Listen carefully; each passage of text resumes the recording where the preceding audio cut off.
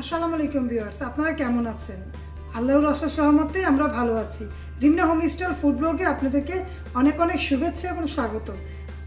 এখন আমি তৈরি করব আপনাদের জন্য টক ফল দিয়ে খল্লা মাছের ঝোল। এটা তৈরি করব আমার মতো করে, তার জন্য দেখিয়ে নিয়ে আমি একবার চলুন। এই যে টক ফলটা, এটা বাজারে কিনতে পাওয়া যায়, ফলের মতো লাল লাল, দেখুন লিচুরিয়ার মতো এরকম এই ফলটা পাওয়া যায়, অনেক টক। এই টক দিয়ে খল্লা মাছ নিয়েছি, আর পেঁপে, শিম নিয়েছি, টমেটো নিয়েছি। এগুলো দিয়ে রান্না করব ঝোল করে, ভালো লাগবে। আমি অল্প করে রান্না করব, আপনারা আমি কীভাবে রান্না করি আপনারা দেখুন ভিউয়ার্স। আমি পরিমাণ মতো তেল দিয়ে নিলাম, তারপরে ভিউয়ার্স পরিমাণ মতো পেঁয়াজ কুচি দিব। পেঁয়াজ কুচিটা দেওয়ার পরে নাড়াচাড়া দিব ভিউয়ার্স। এই টক ফলটা ভালো লাগে খেতে, দেখেন আপনারা, ভালো লাগবে। টক ঝোল ঝোল করে রান্না করলে ভালো লাগে, তাই আমি রান্না করব আপনাদের জন্য। এখন পরিমাণ মতো পেঁয়াজটা দেওয়ার পরে চুলার আঁচ মিডিয়াম করে রেখে এখন আমি নাড়াচাড়া দিব। এর আগে কিন্তু আমি অনেকগুলো রেসিপি আপনাদের মাঝে শেয়ার করেছি, সেগুলো যদি না দেখে থাকেন অবশ্যই দেখে নেবেন।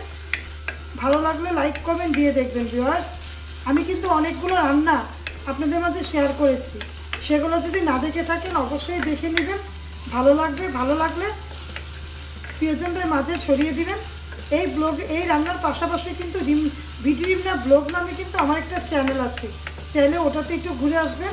ওখানে আমি অনেক রকম বেড়ানো শেয়ার করেছি, ঘরের ব্লগ শেয়ার করেছি, ফ্যামিলির সাথে কিভাবে সময় কাটানো যায়, ওগুলো আমার ব্লগে গেলে পাবেন। আমি বারবিকিউ পার্টি করেছি, প্রতিবারই করি, এইবারটা একটু ভিন্ন রকম করেছি আপনাদের জন্য। কিভাবে করেছি দেখতে হলে ভিডি রিমনাতে চোখ রাখবেন, আপনারা দেখতে পাবেন আমি 2025 সালটা কিভাবে আমি ছেলেমেয়েদের নিয়ে কাটালাম, ফ্যামিলিকে নিয়ে কাটালাম, তা দেখতে হলে ভিডি রিমনাতে যেতে হবে। ভিডি রিমনাতে যাবেন, আমি ওখানে অনেক রকম ব্লগ দিয়েছি, টাঙ্গাইল থেকে নিয়ে কক্সবাজার, সিলেট থেকে নিয়ে শ্রীমঙ্গল, সব জায়গায় আমি গিয়েছি মোটামুটি। আপনারা আমার ব্লগে গেলে দেখতে পাবেন ভিউয়ার্স। এখন আমি নাড়াচাড়া একটু দিই, পেঁয়াজটাকে একটু নরম করে নিলাম। এখন পরিমাণ মতো লবণ দিব, আর পরিমাণ মতো মরিচের গুঁড়া দিলাম ভিউয়ার্স।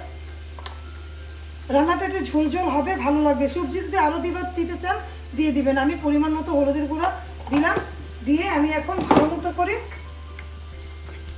কষাবো। তার আগে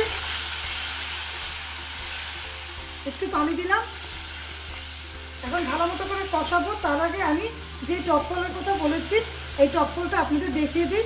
আপনারা হয়তো চিনবেন, আবার এভাবে করে কেটে নিয়েছি তো আপনারা বুঝতে পারেননি, হয়তো বোঝার জন্য আমি দেখাবো। এখন দেখুন ভিউয়ার্স, আমি যেই টক ফলের কথা বলেছি, এই টক ফলটা এইটা ভিউয়ার্স। এটা যে কোনো আমলকি যারা বিক্রি করে, পানি ফল বিক্রি করে, তাদের কাছে এটা পেয়ে যাবেন। এটা উপরে খোলসটা আমি নিয়েছি ভিউয়ার্স, ভিতরের যেটা ফলটা ওটা নিয়ে নিই। এটাই টক, এটা দিয়ে রান্না করলে ভালো লাগে, দেখিয়ে দিলাম আপনাদের সুবিধার্থে। এখন আমি ভালো মতো করে মশলাটাকে কষিয়ে নিলাম। এখন আমি সেই যে পেঁপে, টুকরা করে পেঁপে, শিম নিয়েছি, এটা দিয়ে দিব। রান্নাটা অনেক সহজ, কিন্তু খেতে দারুণ লাগে, ঝোল ঝোল করে খেলে অনেক ভালো লাগে। ভালো মতো করে আমি নাড়াচাড়া দিলাম, দিচ্ছি। দেখুন আমি খল্লা মাছটা নিয়েছি, আপনারা চাইলে যে কোনো ছোটো মাছ খেতে পারবেন। যদি আপনারা খল্লা মাছটা না খান, তাহলে আপনারা যে কোনো ছোটো মাছ, ট্যাংরা দিয়ে এটা রান্না করতে পারবেন, কিন্তু রান্না করে খেয়ে দেখবেন এই ফলটা অনেক ভালো লাগবে। এখন ভালো মতো করে আমি আরেকটু এটাকে কষিয়ে নিব।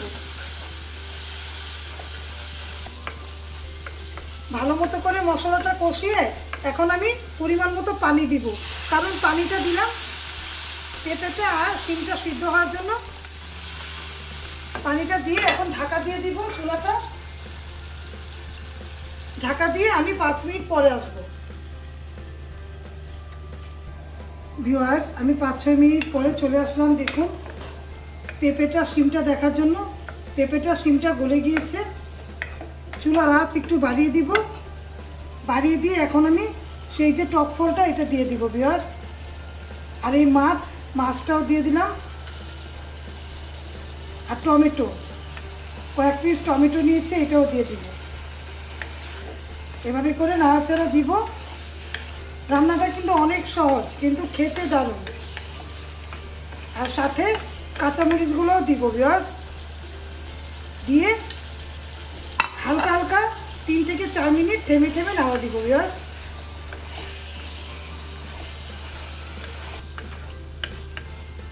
ভিউয়ার্স আমি ভালো মতো করে দেখুন, মাছ কিন্তু সাইডে সাইডে রেখে ভেঙেছি, একটা মাছ একটু ভেঙে গিয়েছে, কোনো সমস্যা নেই। আপনারা আস্তে করে এভাবে করে নাড়াচাড়া দিবেন, কিন্তু এভাবে করে টকের সাথে মাছটাকে একটু হালকা মতো নাড়াচাড়া দিয়ে নেবেন। মাছটা তো এমনিই নরম ভিউয়ার্স, তাই না?